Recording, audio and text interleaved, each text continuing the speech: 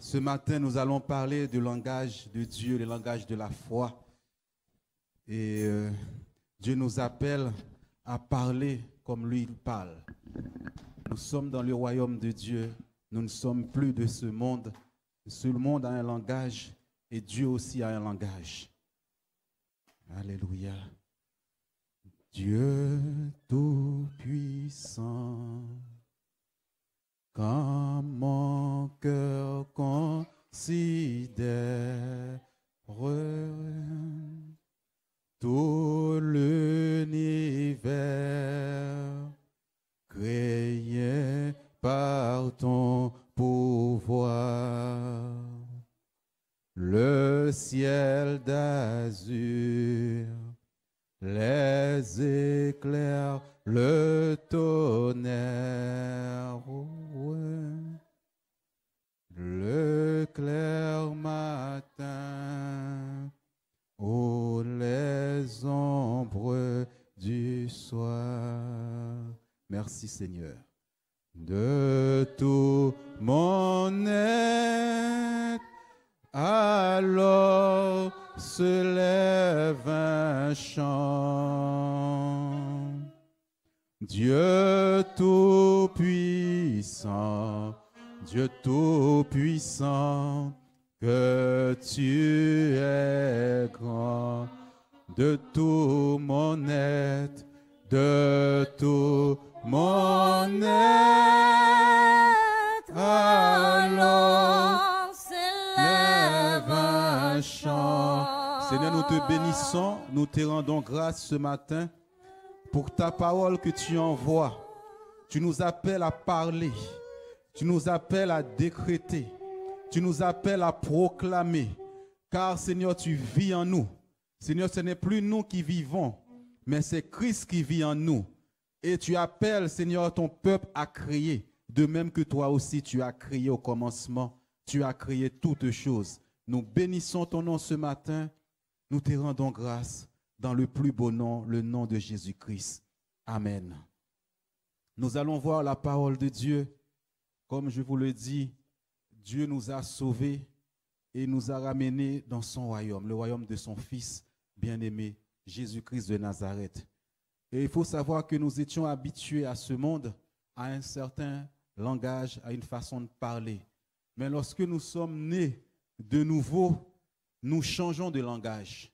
Nous changeons notre manière de parler, notre manière de faire. Une fois que nous avons été transformés, une fois que notre intelligence a été renouvelée, nous parlons un autre langage. Et parfois, lorsque nous allons parler la parole de Dieu comme Dieu parle, cela va étonner le monde. Et tu dois changer ta façon de parler et de voir. Alléluia. Nous voulons faire une lecture d'abord dans Hébreu. Nous avons commencé à parler de la foi la semaine dernière et nous allons continuer à parler de la foi. Nous avons vu que une fois que nous sommes nés de nouveau, Dieu nous a donné la foi. Ne dis pas que tu n'as pas la foi. Une fois que tu as donné ta vie à Jésus, tu as la foi. Une fois que tu commences à prier, à lire la Bible, c'est que vous avez la foi.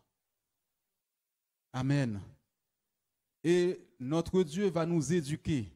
Hébreu chapitre 1er, au verset 3, je crois. Je ne t'ai pas donné, mais c'est la suite de la foi. Alléluia. Et ce matin, Dieu veut réveiller ta foi, votre foi. Celui qui ne parle plus, parce que l'ennemi, parfois, il ne veut pas que tu parles. Et il faut que tu parles. Tu dois créer. La Bible dit, la vie et la mort sont au pouvoir de la bouche. Avec ta bouche, tu peux détruire ta vie. Tu peux lier ta vie.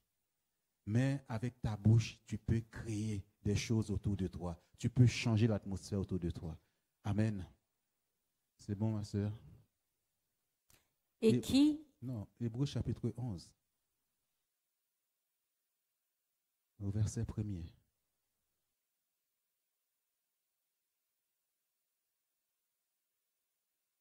Or, la foi est une ferme assurance des choses qu'on espère, une démonstration de celles qu'on ne voit pas. Continue jusqu'au verset 3. Pour l'avoir possédé, les anciens ont obtenu un témoignage favorable. C'est par la foi que nous reconnaissons que le monde a été formé par la parole de Dieu, en sorte que ce qu'on voit n'a pas été fait de choses visibles. Amen. C'est par la foi que nous reconnaissons que le monde a été formé par la parole de Dieu, en sorte que ce qu'on voit n'a pas été fait de choses visibles.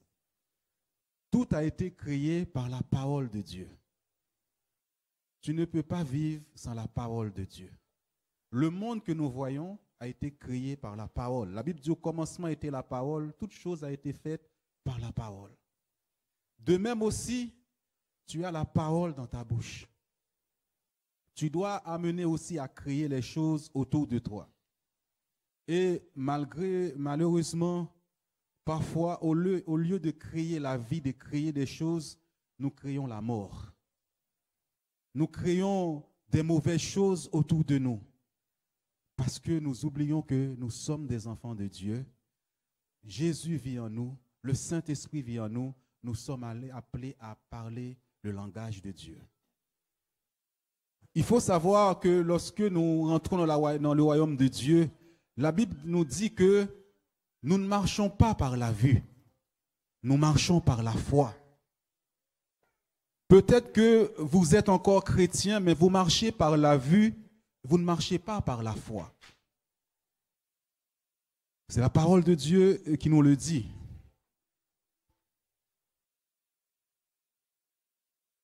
Qu'est-ce que cela veut dire? Lorsque nous marchons par la foi, ce que tu vois qui est négatif, Dieu ne voit pas ça. Toi, tu vois la maladie, Dieu voit la guérison. Toi, tu vois la défaite, Dieu voit la victoire. Tu vois l'impossible, Dieu voit que c'est possible. Un vrai enfant de Dieu qui parle comme Dieu ne voit pas la défaite. Nous marchons par la foi et non par la vue. Et nous allons le voir à travers la parole de Dieu. Je peux vous garantir, la parole de Dieu, elle est esprit et vie. Quand les médecins me condamnent, c'est leur travail. Ils vivent dans un royaume selon le système de ce monde. Lorsque tu as une certaine maladie, ils peuvent te dire que cette maladie-là est pour la mort. Mais Dieu ne parle pas comme ça. Parce que là où il y a Dieu, il y a la vie. Et Dieu va te dire, les médecins, le monde a dit c'est comme ça, moi je dis il y a la vie. Toi aussi, tu es amené à parler comme Dieu. Lorsque on m'appelle pour un cas difficile, je ne dis pas que je ne vois pas la défaite. Je vois toujours la victoire. Et cela étonne. Lorsque tu commences à parler le langage de Dieu, ça va étonner les gens. Mais tu es quand même appelé à parler comme Dieu parle. Vous savez, il y a des gens qui passent leur temps à se plaindre. Moi, je n'arriverai jamais. Moi, je ne réussirai jamais. Moi, tu sais, écoute, je viens d'une famille, ça ne marche jamais. Il faut changer de langage.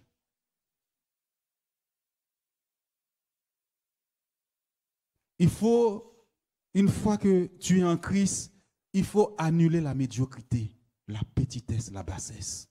Tu sers un Dieu grand. Il faut balayer l'échec de ta vie. Même si par moment tu as l'impression que tu as échoué, Dieu n'échoue jamais. Dieu est en train tout simplement de t'enseigner, de te former. Ne dis pas que tu vois, moi j'échoue tout le temps. Moi, tu sais, le mariage n'est pas fait pour moi. Même si, vous voyez, aujourd'hui c'est l'anniversaire des enfants. Tout le monde avait dit que nous, on ne pourra pas avoir d'enfants. Mon langage n'a jamais changé. Mon langage parmi vous a été toujours, vous allez voir, mes enfants vont courir dans cette église. Ça a duré, ça a pris des années. Mais mon langage, c'est un langage de foi en Dieu. Vous allez les voir courir. Aujourd'hui, ils courent un peu trop dans l'église. Alléluia. Peut-être que les docteurs disaient que j'étais fou. Je ne suis pas fou. Quand tu sers Dieu, le monde va dire que tu es fou. C'est biblique. La situation est là. Ils ont dit que c'est le divorce. Ils ont dit qu'ils vont venir saisir chez toi. Écoutez, personne ne touchera à mes affaires. Dieu veille sur mes affaires. Arrête de dire ce que tu vois. Arrête de confesser ces mauvaises choses dans ta maison et sur tes enfants. Vous savez, le langage de la foi dit, moi je dis, mes enfants réussiront toujours dans la vie. Dieu n'a jamais créé un enfant pour dire qu'il est nul. Non, mon enfant n'est pas nul. Il est né avec une certaine intelligence. Peut-être que toi, tu veux qu'il soit médecin, peut-être que Dieu veut qu'il soit autre chose. Mais il sera brillant dans le domaine dans lequel il est appelé à exceller.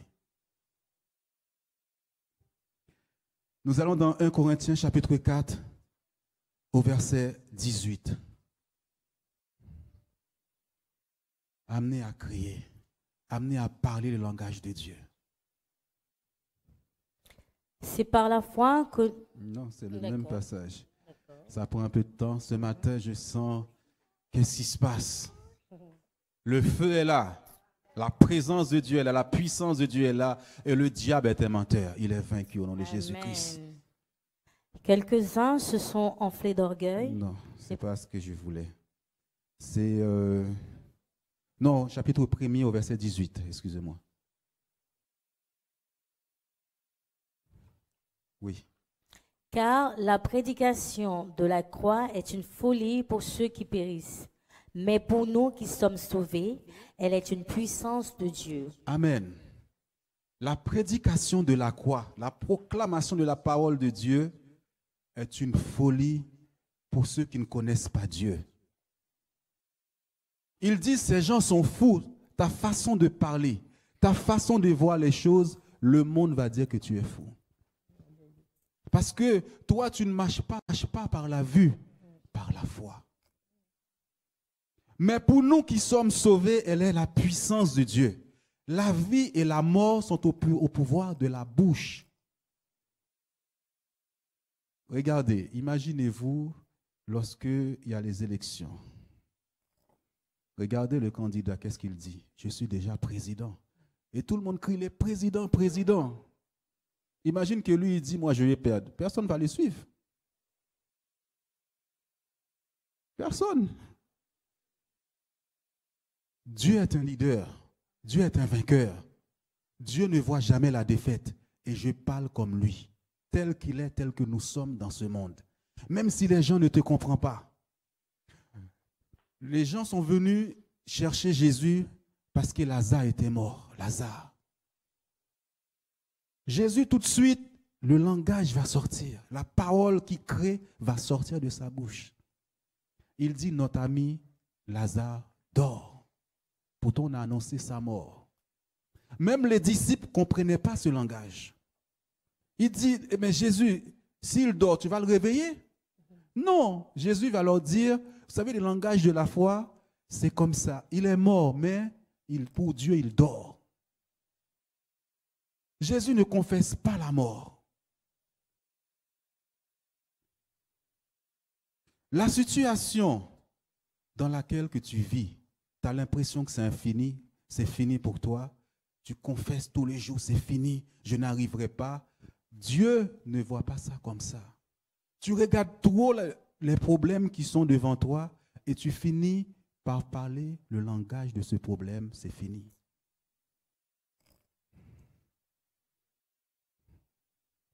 Plus que tu regardes ce problème, plus que tu vas le confesser.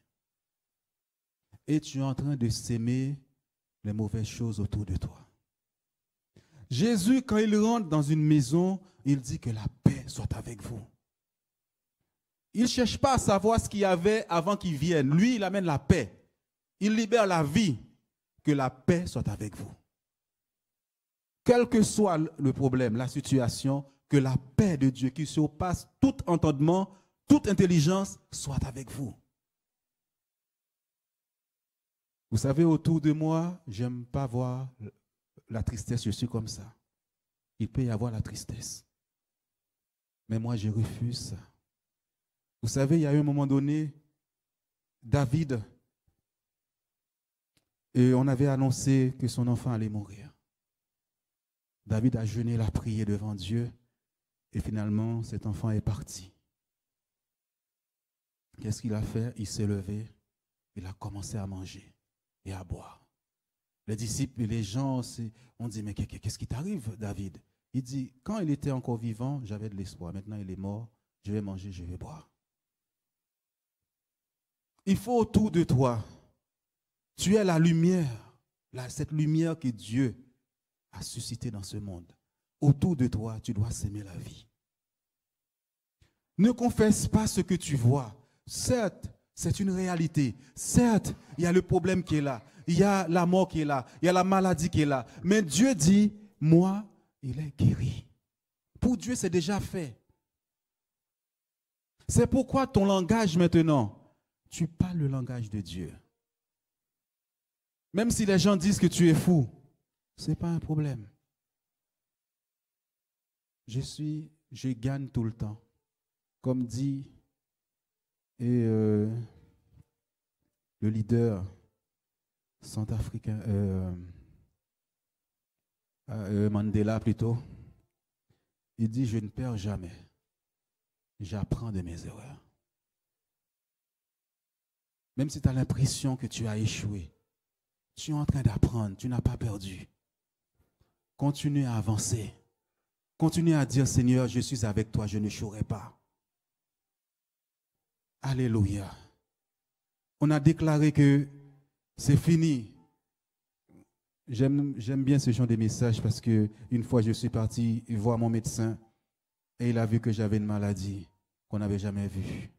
Il a déclaré cela, il m'a dit, tu vas marcher désormais avec une béquille. Et je lui ai dit non, je ne marcherai pas avec une béquille. Moi, je dois courir pour Dieu, je dois aller prêcher partout, je ne peux pas courir avec une béquille.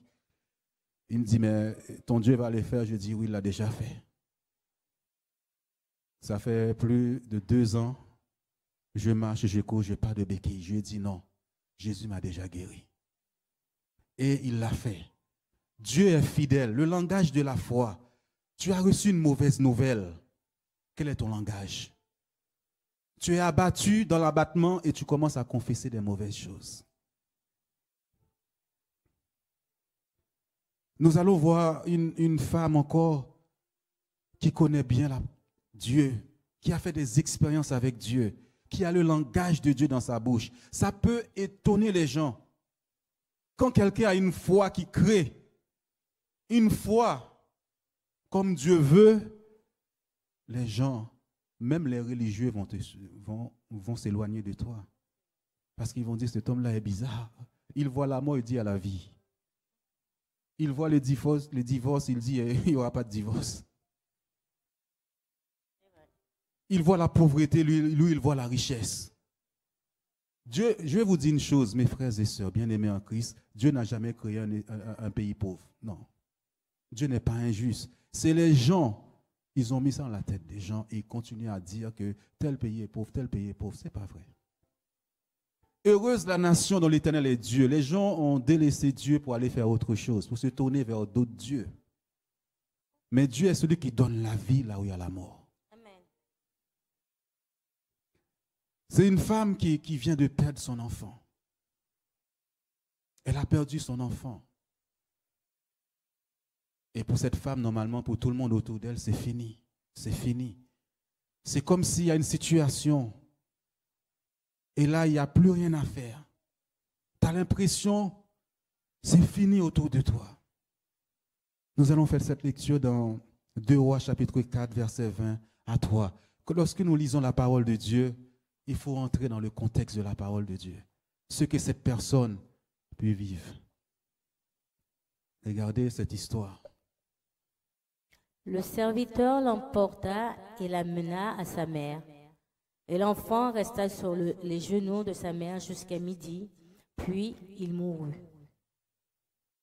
Elle monta, le coucha sur le lit de l'homme de Dieu, ferma la porte sur lui et sortit. Elle appela son mari et dit, « Envoie-moi, je te prie, un des serviteurs et une des ânesses. Je veux aller en hâtant vers l'homme de Dieu et je reviendrai. » Et il dit, « Pourquoi veux-tu aller aujourd'hui vers lui? Ce n'est ni une nouvelle, Ni nou- nouvelle lune. ni nouvelle lune, ni sabbat. » Et elle répondit, « Tout va bien. » Amen. Qu'est-ce que tu aurais dit à la place de cette femme? Qu'est-ce que vous auriez dit à la femme, à la place de cette femme qui vient de perdre son enfant? Peut-être que vous venez juste de perdre votre, votre travail, un boulot, quelque chose que vous avez perdu qui était très cher pour vous. Cette femme, malgré tout était perdu, l'enfant est mort. Peut-être qu'on t'a dit c'est fini, mais cette femme va dire tout va bien. Quel langage de foi. Vous savez, cet enfant, par la suite, Dieu va ressusciter cet enfant. Je ne sais pas quelle situation qui est morte dans ta vie. Je ne sais pas quelle situation on a dit que c'est fini. Ce matin, Dieu veut te dire tout va bien. Dis à quelqu'un ce matin, tout va bien. Astrid, tout va bien. Dis-lui, tout va bien. Je veux un tout va bien, bien vitaminé. Tout va bien. Tout va bien. Ça va. Alléluia. Tout va bien. L'enfant est couché, il est mort. La situation est morte. Plus d'espoir, plus rien à faire. Ils ont dit cette bataille-là, c'est fini pour toi. Tout va bien. Mon Dieu est capable. Mon Dieu est capable de ressusciter. Là où il y avait la mort, là où il n'y avait plus d'espoir, là où tu as l'impression que cette maladie-là, c'est fini. Vous savez, parfois, il y a des choses qu'on ne peut pas expliquer à tout le monde. J'étais chez le médecin, on t'a dit ça. Mais nous l'avons chanté tout à l'heure, il n'y a plus de condamnation pour ceux qui sont en Jésus-Christ. Jésus l'a fait pour toi. Quelle que soit la maladie, vous savez que vous allez dire ça à quelqu'un qui a une maladie incurable, il va te dire, mais il est fou. Le docteur a dit, il reste un mois à vivre. Je me rappellerai toujours, il y a une femme qui est venue me voir et elle m'a dit, écoutez, le docteur m'a condamné, il m'a dit que c'est fini. Je lui ai dit, est-ce que tu crois que Jésus peut le faire? Elle m'a dit, oui, on a pris Ésaïe 53, on a lu ça devant Dieu. Je dis, donne-moi ta main, on va prier. Ils disent que ces maladies-là ne se guérissent pas. Il n'y a aucune maladie que Jésus ne peut pas guérir. Amen. J'ai prié avec cette personne et je lui ai dit, tu es guéri au nom de Jésus-Christ. Quelque temps après, elle a été voir le médecin m'a dit, non, non, non, non, non. Tu es en train de faire des illusions. Notre Dieu est réel. Amen. Notre Dieu est vrai. Et ça fait des années, cette personne est guérie. Amen, amen, amen. Et je proclame dans ces lieux ce matin, s'il y a une personne qui est atteinte d'une maladie, cachée depuis des années, elle a du mal à en parler, je proclame la vie ce matin. Là où les docteurs t'avaient condamné, par le pouvoir du sang de Jésus-Christ, je révoque totalement toute parole de condamnation au nom de Jésus-Christ et je proclame la guérison par les meurtres de Jésus-Christ. Vous êtes guéris au nom de Jésus-Christ. Je vais vous dire une chose.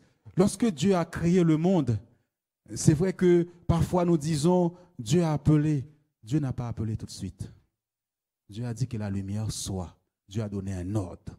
La lumière est venue, il a appelé la lumière, il a donné un nom à la lumière. Il a ordonné d'abord. Il a dit que la lumière soit, il ne l'a pas appelé. C'est un ordre. Qu'il soit ainsi, dans le nom de Jésus-Christ.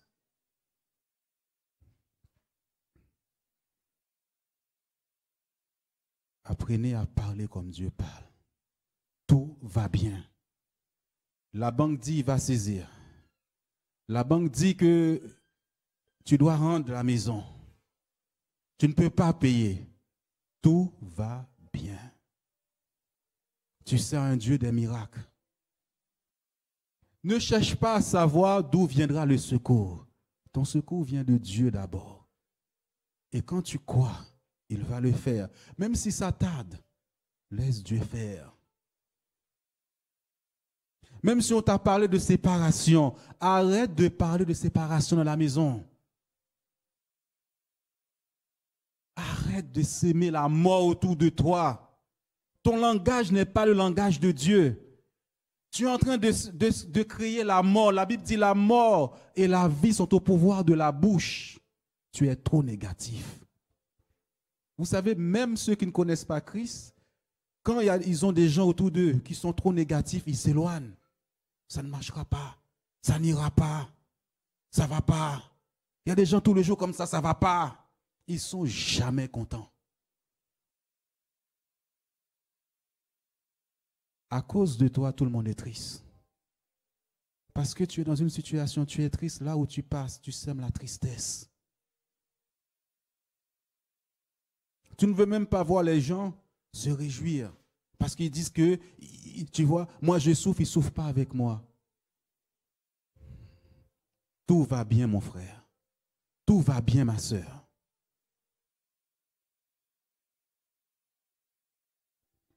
Alléluia. Nous allons dans les livres de Joël, chapitre 3, verset 10.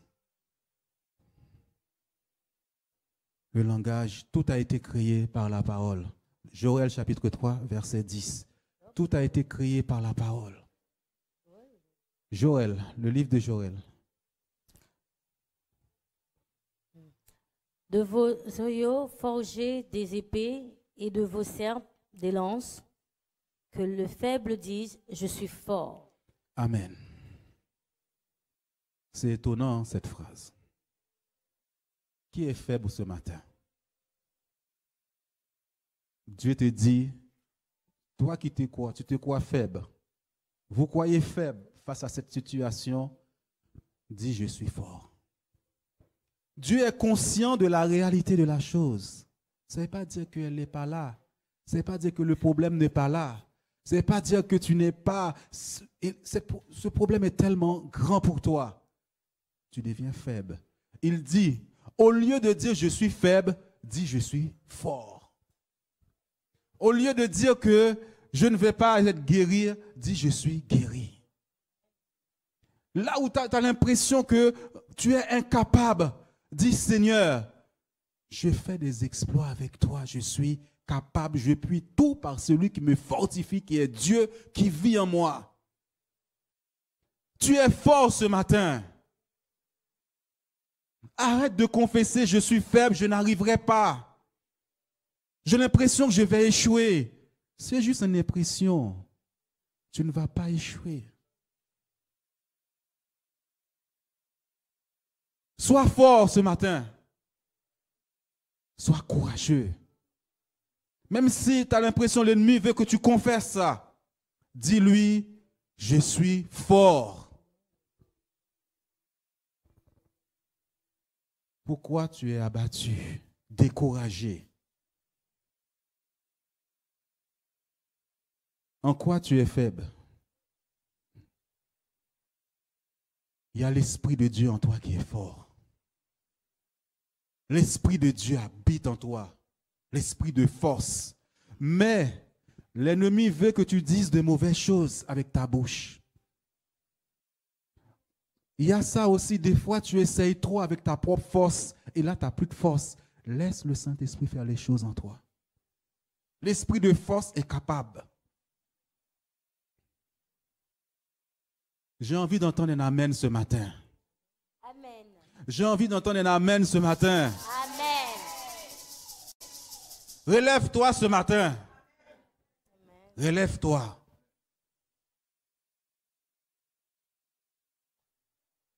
Tu te sens fatigué, faible, tu es fort.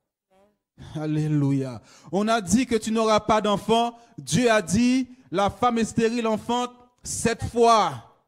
Alléluia. Alors pourquoi tu vas à l'église? Pourquoi tu crois en un Dieu qui est incapable?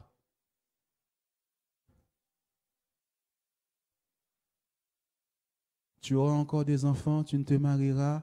Dieu veut que tu aies la vie autour de toi. Il faut commencer à croire et proclamer la vérité. Ce n'est pas la vérité de Dieu.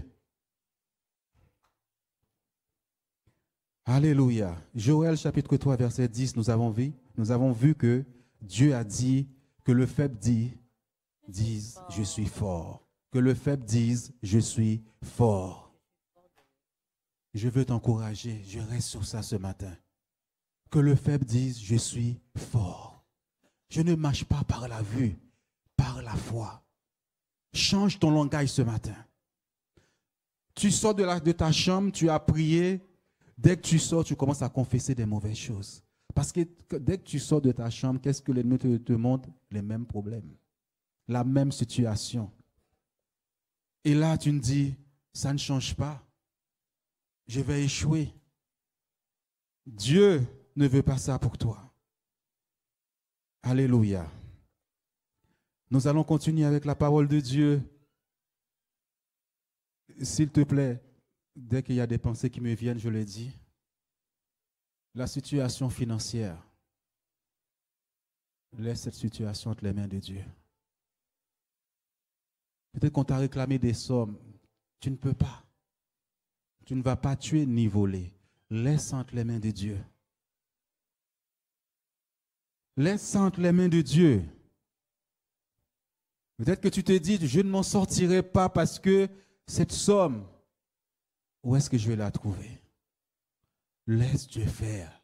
Dis ce matin, tu es fort. Seigneur, tu es capable. Ne dis pas que je vais mourir. Cette situation va me tuer. Non. Tu viendras témoigner pour Dieu. Tu viendras témoigner. Cette somme te dépasse. Ne va pas emprunter de l'argent comme ça. Ne va pas emprunter de l'argent. Laisse Dieu faire. Psaume 118, versets 1er à 17. J'insiste ce matin. Je proclame la vie dans ces lieux. Sur ta vie. Cette situation financière est venue détruire ta vie. Tu n'arrives pas à dormir. Laisse entre les mains de Dieu. D'accord? Continue ce matin. Louez l'Éternel, car il est bon, car sa miséricorde durera toujours. Qu'Israël dise, car sa miséricorde durera toujours. Que la maison d'Aaron dise, car sa miséricorde durera toujours. Que ceux qui craignent l'Éternel disent, car sa miséricorde durera toujours. Du sein de la détresse, j'ai invoqué l'Éternel. L'Éternel m'a exaucé, m'a mis au large. Amen. 2 secondes, je peux revenir. David est en train d'écrire sa situation. Il dit, du sein de la détresse, j'ai invoqué l'Éternel. L'Éternel m'a exaucé, m'a mis au large. Il était dans des problèmes pas possibles. Continue, s'il te plaît. L'Éternel est pour moi, je ne crains rien. Que peuvent me faire des hommes? Amen. L'Éternel est mon secours, et je me réjouis à la vue de mes ennemis. Mieux vaut chercher un refuge en l'Éternel que de se confier à l'homme. Mieux vaut chercher un refuge en l'Éternel que de se confier au grand. Toutes les nations m'environnaient. Au nom de l'Éternel, je les taille en pièces. Elles m'environnaient, m'enveloppaient. Au nom de l'Éternel, je les taille en pièces. Elles m'environnaient comme des abeilles. Elles s'éteignent comme un feu d'épine. Au nom de l'Éternel, je les taille en pièces. Tu me poussais pour me faire tomber, mais l'Éternel m'a secouru. L'Éternel est ma force et le sujet de mes louanges. C'est lui qui m'a sauvé. Des cris de triomphe et de salut s'élèvent dans les tentes des justes. La droite de l'Éternel manifeste sa puissance. La droite de l'Éternel est élevée. La droite de l'Éternel manifeste sa puissance. Je ne mourrai pas, je vivrai et je raconterai les œuvres de l'Éternel. Amen. Regardez la déclaration de David. David, dans ce psaume, parle de l'épreuve dans laquelle il était. Des abeilles, c'est-à-dire les problèmes l'environnaient. Toutes sortes de situations avaient encerclé David. La mort était là. Imaginez-vous, la mort a déjà scellé, a déjà décrété que pour cet homme, pour toi, c'est fini. Le séjour des morts attend le moment pour t'avaler, pour te recevoir. David sent la mort autour de lui. David sent qu'il est totalement encerclé. David pouvait dire que c'est fini pour moi. Mais il dit, je ne crains pas. Il a dit, mais que peuvent me faire des hommes? Peut-être que des personnes se sont levées contre toi pour t'accuser, pour te faire reculer. Ces hommes, tu as l'impression qu'ils sont très très méchants. Ils vont dévorer ta chair. Mais David dit, que peuvent me faire tous ces hommes? Il faut le déclarer par moments. Quand les hommes, tu as l'impression, se lèvent contre toi, les ennemis se lèvent, dans ta maison, lève-toi et parle. Que peuvent me faire ces hommes? Si Dieu est pour moi, qui sera contre moi? Ne reste pas dire, écoute, je ne vais pas parler. À des moments, il faut parler. Il faut annoncer les choses. Il faut déclarer les choses dans la prière.